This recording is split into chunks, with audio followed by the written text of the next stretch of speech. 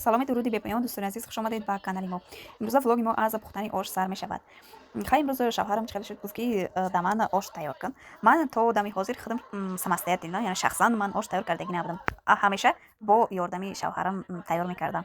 وقتی که من شوهر کردم من یگان بار آش پختگی نبودم و نخوردنش نپختنش ناز نمیدیدم و با کلام نمیگرفتم که من تیار نمیکنم نمیتونم. بسیارتر دیگر تام ها تیار میکردم من تو دیگر تام ها، اما این آش به کلا نمیگرفتم.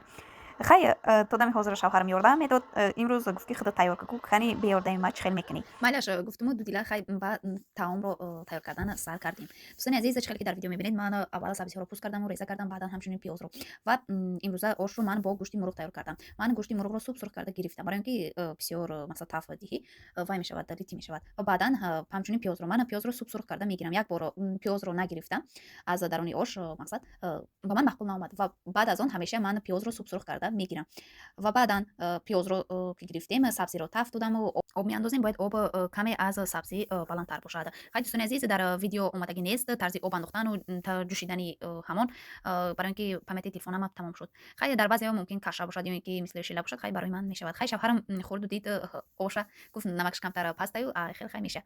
بعدا دوستان عزیز خیلی بیرون بر اومدیم. امروز پگودا خوب است. ما در شهر ولگراد قرار داریم. این طرفای ما بسیار نوسترویکای این دوموی نوسترویکای در پیش خونه با این طرف در دوموی نوسترویکای این چرخ زدیم و همراه شوهرم و بچم خیلی اینجا کرد گفت مرا بردار دون کلاس کن نشیش تمیکتی خونه آمدیم. دوستان عزیز امروز ویدیو ما با آخر میرسد. با کسی معقول شده باشد پس لایک رو فراموش نسازید.